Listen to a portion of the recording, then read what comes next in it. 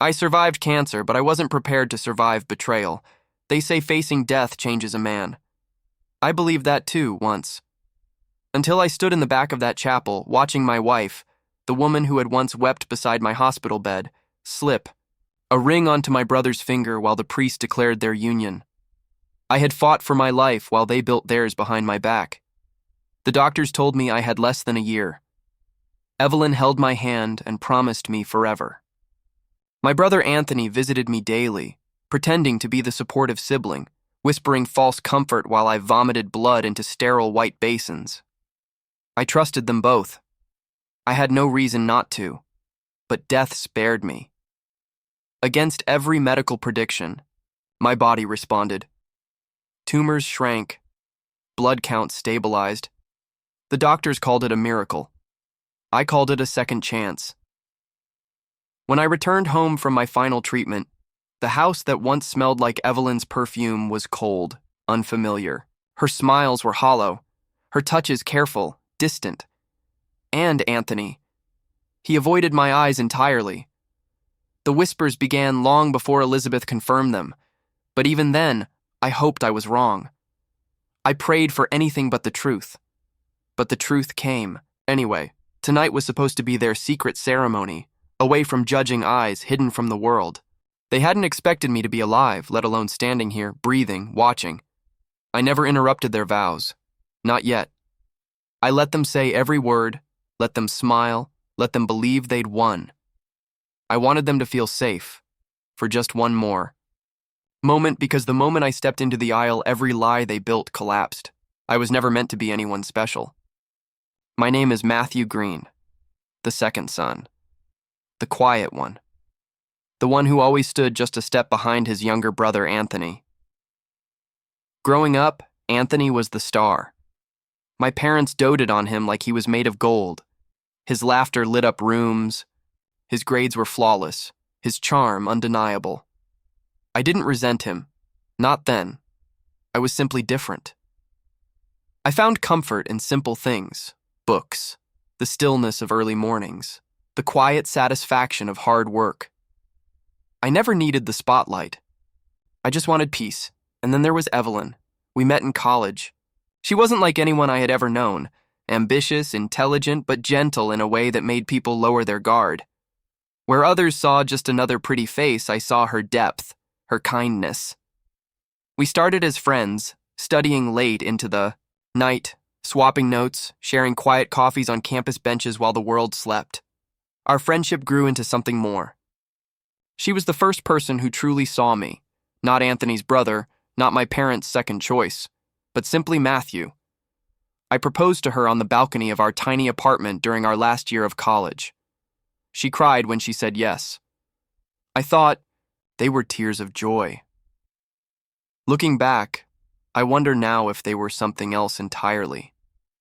We married young. My parents weren't thrilled, but Evelyn and I didn't care. She was my home, my sanctuary. I worked hard, climbing the corporate ladder, while she pursued her career in finance. Life wasn't perfect, but it was ours. Or so I believed. Anthony stayed close, like he always had. My parents pushed him into the military, said he needed discipline, but even after deployment, he remained part of our lives. He called regularly, visited often during his leaves. Evelyn welcomed him with open arms. I admired their friendship. They had always gotten along well, but why wouldn't they? He was my brother. She was my wife. They were family. When the diagnosis came, it shattered. Everything. Lymphoma. Advanced stage. The words felt foreign as the doctor explained the brutal treatment ahead. Evelyn gripped my hand tighter than ever. Her tears soaked into my hospital gown as she whispered promises of love, of never leaving, of fighting with me. I believed every word. The next year blurred into a painful fog. Endless cycles of chemotherapy drained me to a shell of the man I once was. My hair fell in clumps, my skin turned gray, my body weak. But I fought. Every breath was a battle. Every moment with Evelyn was a reason to hold on. Anthony visited often. He brought flowers, books, sometimes just his presence. He'd sit for hours while Evelyn ran errands or went to work. I was grateful for him. I thanked him more times than I could count. Some nights, though, I would wake to the sound of hushed voices outside my hospital room. The tone was too soft, too intimate, but my mind, clouded by drugs and exhaustion, dismissed it as paranoia. I told myself I was imagining things. After all, Evelyn was my wife. Anthony was my brother. They would never... The treatments finally worked.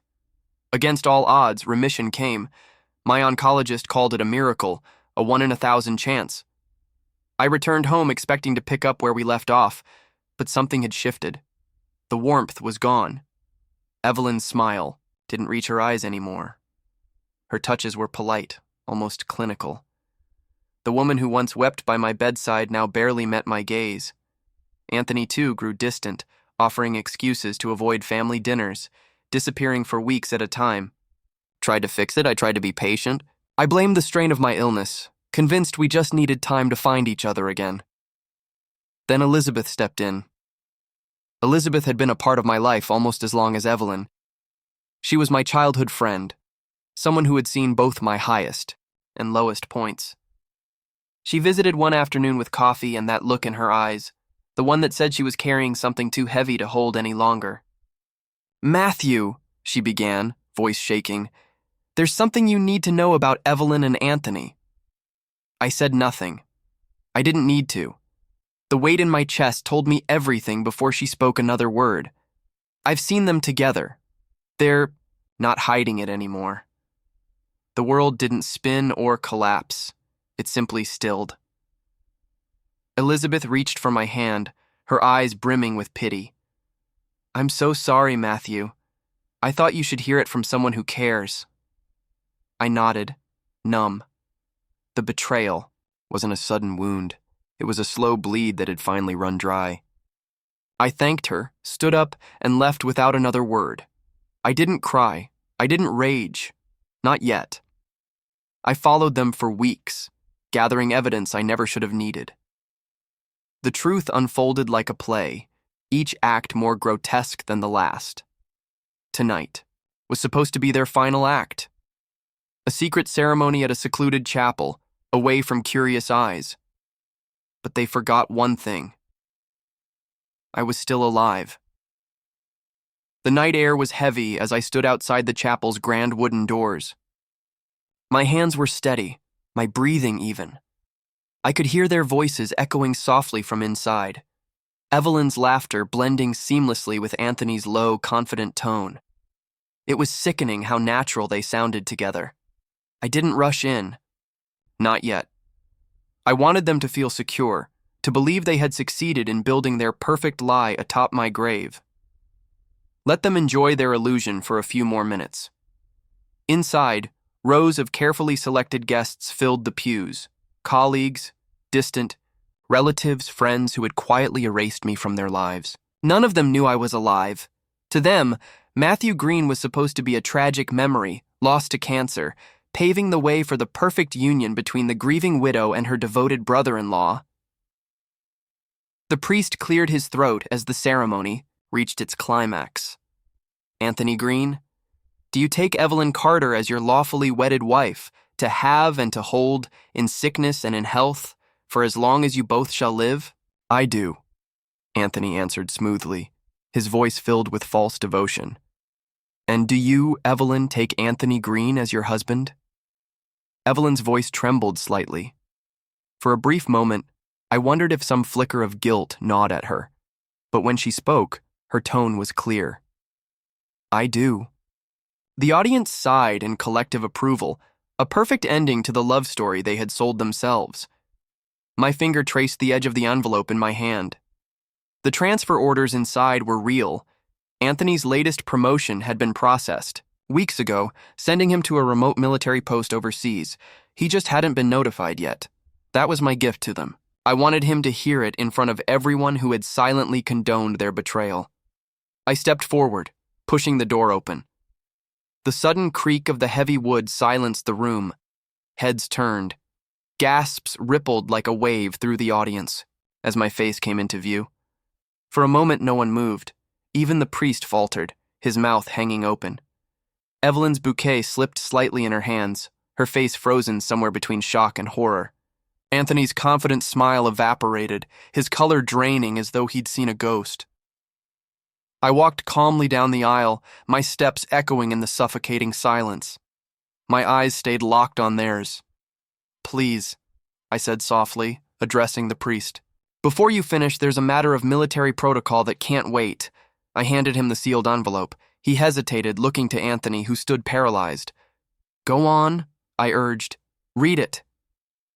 The priest, now visibly nervous, broke the seal and unfolded the letter. His voice trembled as he read aloud. "Effective immediately, Captain Anthony Green is hereby reassigned to active duty overseas, indefinite term. Report within 72 hours to fulfill deployment." A collective murmur spread through the audience. Anthony's jaw tightened, but no words came. Evelyn reached for his arm instinctively, her knuckles white. I turned to face them fully. My voice remained calm, but every word carried the weight of months of pain. "Congratulations on your wedding.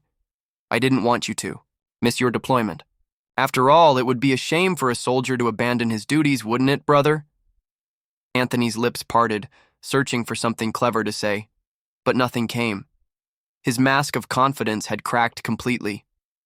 Evelyn found her voice, first, her tone brittle. "Matthew, how are you alive?" I finished for her. "Surprising, isn't it? You planned so carefully. It must have been inconvenient when I didn't die as scheduled." Her face flushed, but she refused to look away. "It's not what you think." I raised a hand to stop her. "Don't insult me, Evelyn. I've been watching long enough to know exactly what this is." Anthony finally found his courage. "You don't understand, Matthew. We didn't plan this, it just happened. We didn't mean to hurt you." I laughed softly, bitterly. "Didn't mean to? You buried me before the cancer even had a chance." The priest stepped back, wisely sensing the ceremony was over.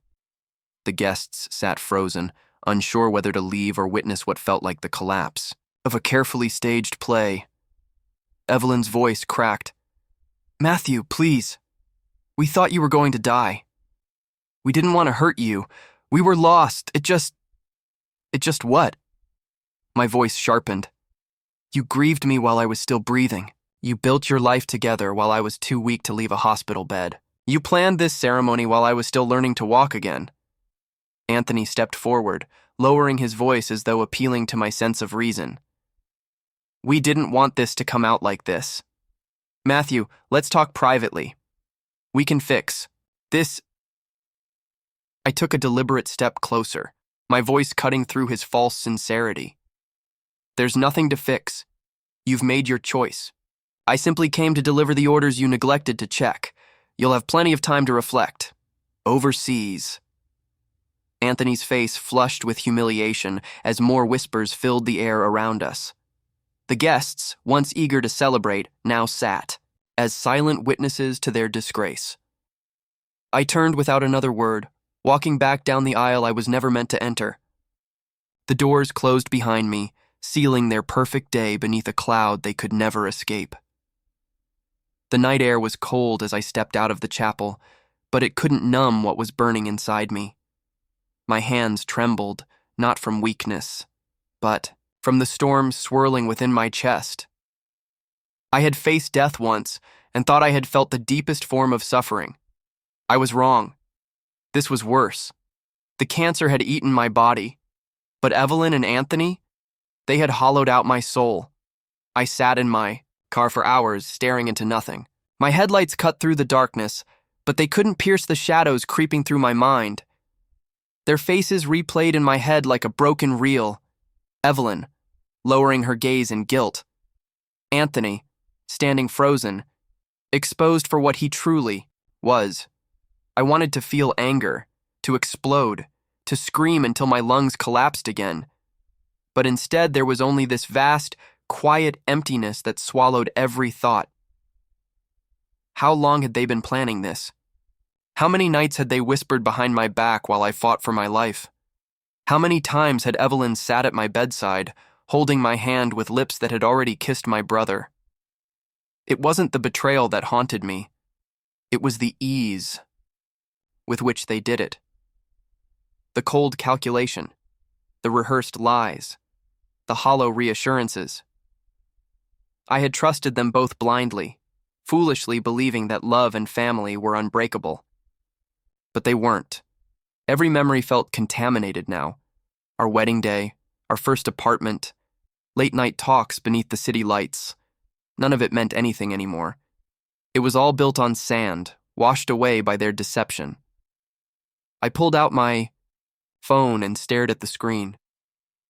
Elizabeth had texted me hours ago asking if I was okay. I didn't respond. What could I say? That I was fine? That I had finally confronted them? That I was broken in ways no one could mend? The world outside moved on, uncaring. People walked the streets, laughing, embracing, living their ordinary lives while mine unraveled quietly in the dark. Part of me wondered if I should have stayed dead. The thought crept in quietly, dangerously. At least then, I wouldn't have seen this. I wouldn't have stood there watching the woman I loved pledge herself to my brother. But another part of me, the part that had survived the needles, the surgeries, the endless nights of pain, refused to let go.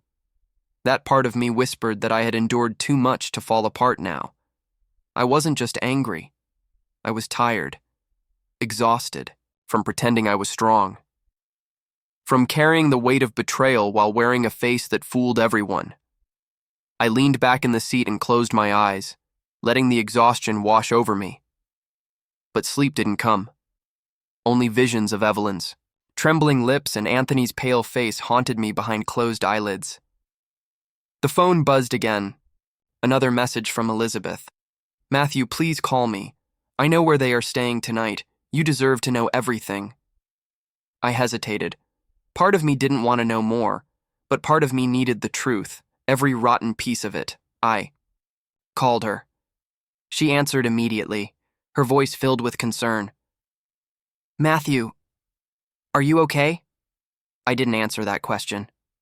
"Where are they?" She gave me the address to the hotel. A private suite booked in advance, hidden away from prying eyes, as if their secret marriage still needed to remain in the shadows. I drove there slowly, my mind spinning. I didn't know what I would say. I didn't know what I would do. But I had to see it. I had to see how far their betrayal reached. When I arrived, I stood outside their suite for several minutes. The hallway was quiet, save for the soft hum of distant elevators. My fist hovered over the door but didn't move. Then, through the thin walls, I heard their voices. Anthony's voice was low, almost smug. "He'll leave eventually. He can't stay after this. You saw him. He's broken." Evelyn whispered back, her tone uncertain. "I didn't think he would actually show up tonight." "He was never strong enough to handle you," Anthony continued. "But I am. We can finally have the life we deserve." The words sliced through me sharper than any scalpel ever had. I turned and walked away without knocking. I didn't need to see them. I didn't need to confront them again. I had seen enough as a mine. I stepped into the cold air once more. A strange calm settled over me. Not peace, not acceptance, just clarity. They thought I was broken, that I would crumble under the weight of what they had done. But they didn't understand. I had already faced death. Their betrayal was cruel, but it wasn't lethal. I would survive this too. But they wouldn't walk away unscathed. A few weeks passed, but the bitterness never faded. I kept my distance, refusing to answer Evelyn's calls or acknowledge Anthony's half-hearted messages. They tried, of course. They wanted to manage the damage, to control the story, but I didn't give them that chance. I filed for divorce without warning. No explanations, no discussions. The papers arrived at their doorstep like a blade slicing through the fantasy they had created. Evelyn tried to reach me that night. She left long voicemails, some filled with pleading, others with blame. I listened to none of them. Elizabeth stayed by my side through it all. She became my anchor while the storm raged around me. but even she couldn't predict what came next. One morning, my attorney called with a tone that immediately sent my stomach sinking. "Matthew, there's something you need to be aware of," he said. "Your brother and Evelyn, they're contesting the divorce terms." I blinked, struggling to process.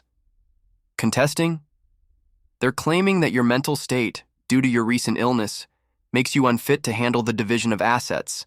They're petitioning for control over your financial estate, citing your previous health condition and emotional instability." The audacity left me breathless. They weren't satisfied with stealing my marriage. They wanted everything. Elizabeth slammed her fist on the table when I told her. "They're monsters, Matthew. They won't stop until they've bled you dry." She was right. Their betrayal wasn't about love. It was about power. My family business, my investments, even my inheritance, they wanted it all under their control. And if they succeeded in declaring me mentally unfit, they'd get it. Anthony wasn't just trying to replace me. In Evelyn's life, he was trying to erase me entirely. I met with my legal team that evening. They advised me to prepare for a long, brutal battle. "We need evidence, Matthew," my lawyer said. "If we can prove collusion or malicious intent, we can bury their petition. Evidence. Proof of their scheming. Proof that they had planned this long before my remission." That's when Elizabeth spoke up quietly. "I may have something." She opened her laptop and played a recording. It was from months ago, during my hospitalization. Anthony and Evelyn's voices filled the room. "Anthony, the treatments are killing him. Even if he survives, he'll never be the same. We just have to wait." Evelyn, "Are you sure this is right?" Anthony, "It's the best way. When he's gone, we won't have to hide anymore. The business will be ours. His parents will support us. They've always preferred me anyway." Evelyn, "I just want this to be over." My blood ran cold. The recording was crystal clear. Premeditated, calculated betrayal. Elizabeth's eyes burned with fury. "I recorded this by accident. I was visiting you that day and left my recorder running after a phone interview. When I listened to it later, I couldn't bring myself to tell you at the time." I stared at the screen, feeling the familiar emptiness return. But this time, it wasn't helplessness. It was focus. "Send it to my lawyer," I said. "This ends now." The twist was no longer just emotional. Now it was legal, and they would finally be cornered. The courtroom was colder than I expected. Not physically, but emotionally. A sterile battlefield where everything I'd once called family was now reduced to evidence, arguments, and silent observers waiting for blood. Anthony sat at his table with his attorney, wearing the same confident smirk he always wore when he thought he was untouchable. Evelyn sat beside him, her face pale but composed, occasionally sneaking glances toward me. I didn't look at her. I hadn't since this war began. My attorney, Mr. Reynolds, stood calm and prepared, while Elizabeth sat behind me, her hands folded, tightly in her lap, supporting me through her silent presence. The judge entered. Proceedings began. Anthony's attorney spoke first, painting the image they had carefully built over the last few weeks. "Your Honor, my clients have filed this petition out of genuine concern for Mr. Green's well-being. His recent battle with stage 4 cancer and subsequent psychological trauma have unfortunately rendered him unable to properly manage his financial affairs. Our intention is not to punish Mr. Green, but to protect him from potential harm due to impaired judgment." Every word felt like a knife twisting into my gut, not because of the argument itself, but because Anthony delivered it all so smoothly, as though this elaborate deception was noble. I clenched my fists beneath the table, but Reynolds remained steady. When it was our turn, Reynolds stood and spoke with measured precision.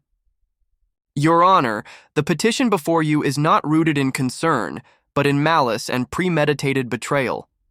We have substantial evidence proving that Mr. Green's brother, Anthony Green, and Mr. Green's estranged wife, Evelyn Carter, conspired together during Mr. Green's cancer treatment to seize control of his estate."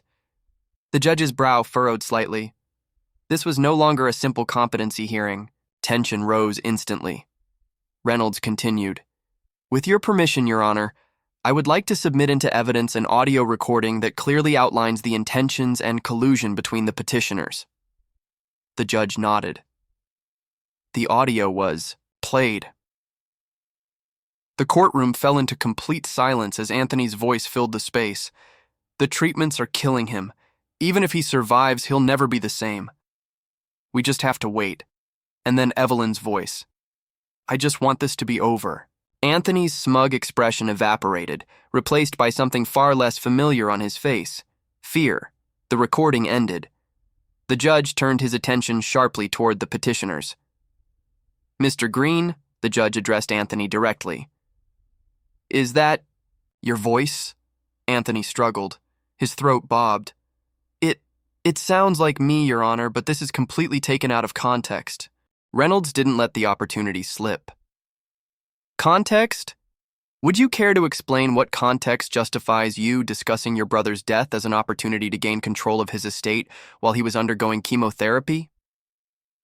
Anthony's attorney tried to object, but the judge cut him off, his tone far sharper now. You will answer, Mr. Green. Anthony's mouth opened, but nothing came out.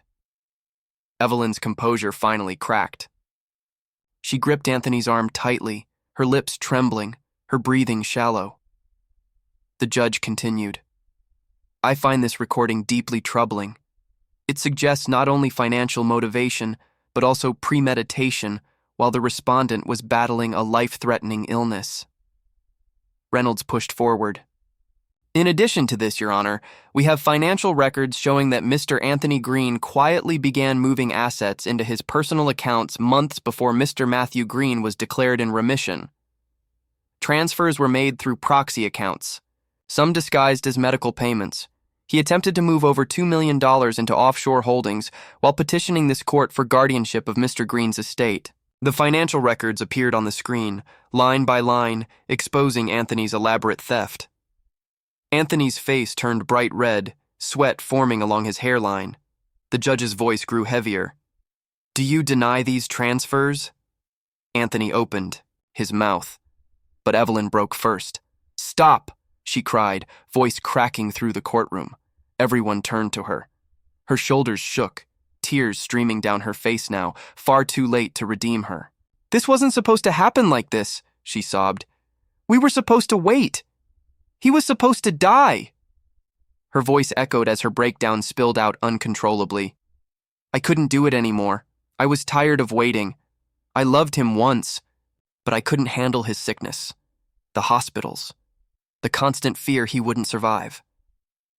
Anthony promised me a way out. She collapsed into tears. Anthony pulled his arm from her grip, furious, but it was too late. The judge had heard everything he needed to. The bailiff stepped forward at the judge's order. Take Mr. Anthony Green into custody for immediate fraud investigation. Anthony tried to resist, but the bailiff's grip was unrelenting. His attorney frantically whispered to him, but there was nothing left to salvage. Evelyn sat trembling, silent, unable to meet anyone's eyes. The judge looked toward me for the first time. Mr. Green, do you wish to continue with your divorce proceedings? I nodded, voice steady. I do. The judge's voice softened, almost with sympathy now. Then this matter is resolved. Divorce granted. Financial petition dismissed entirely. Full restitution will be pursued against Mr. Anthony Green. Court adjourned. The gavel fell. As the courtroom emptied, Elizabeth stood beside me. It's over, she whispered.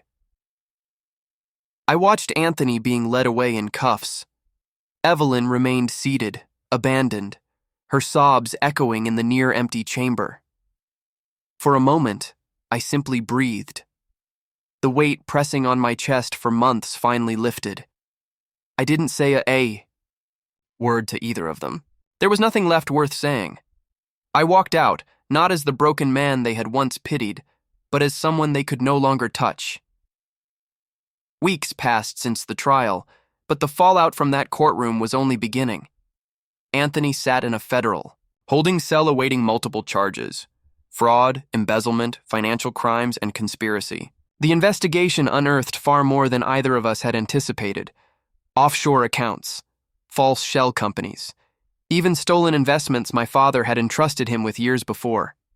Every secret he had hidden unraveled one by one, like a thread, pulled loose from expensive fabric until nothing remained but exposed ruin.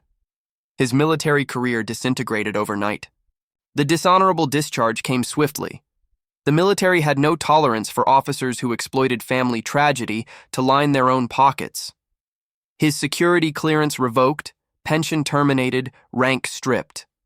Everything he had used to build his false sense of superiority was erased. And Evelyn? She quickly learned how cold the world could be when your entire life was built on borrowed power. Once Anthony fell, so did her illusion of control. The day after the trial, Evelyn's employer terminated her contract. Her position had been secured, largely through Anthony's influence. Without it, she was nothing more than a liability, a public relations disaster no corporation wanted to touch. Banks came for their debts next.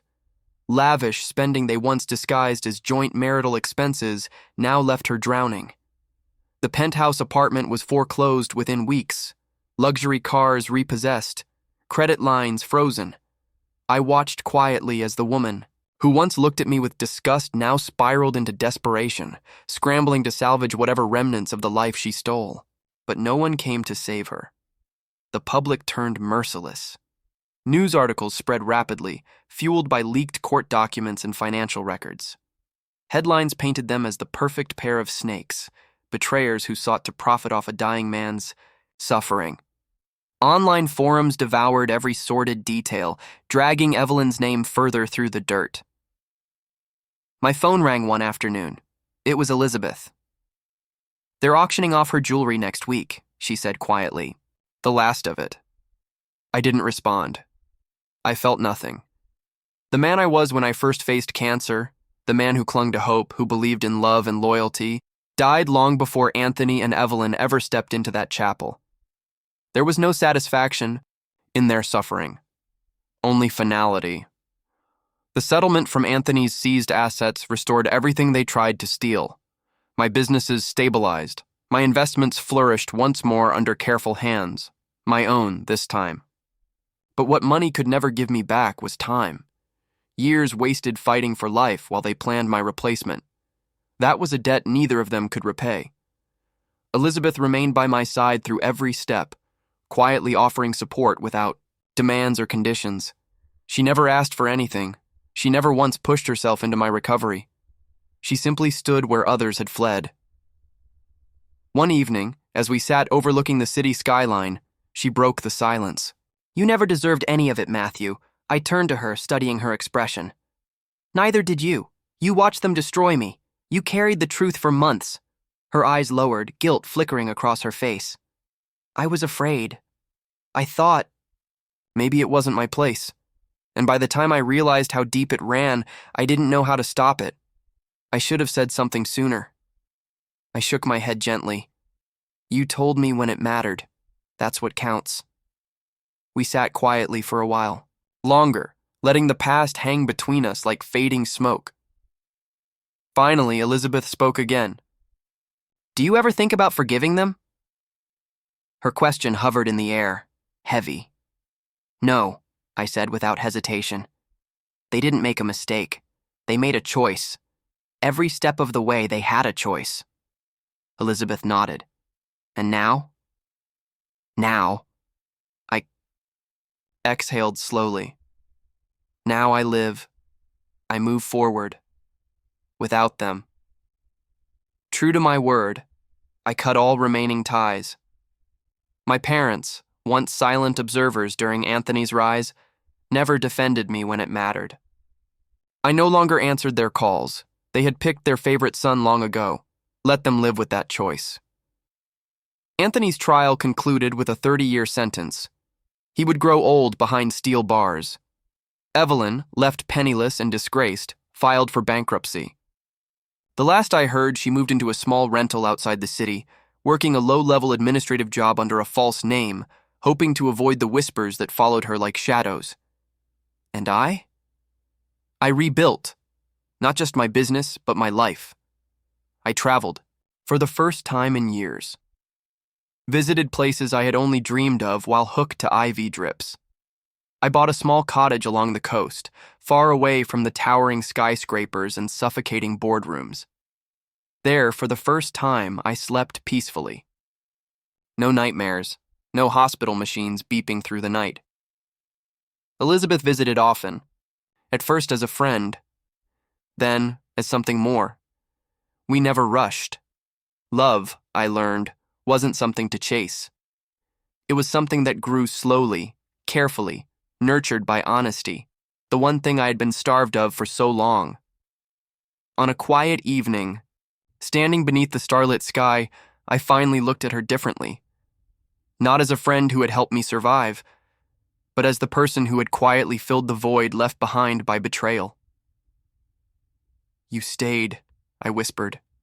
Her smile was soft. "I was never leaving." In that moment, I understood what true loyalty felt like.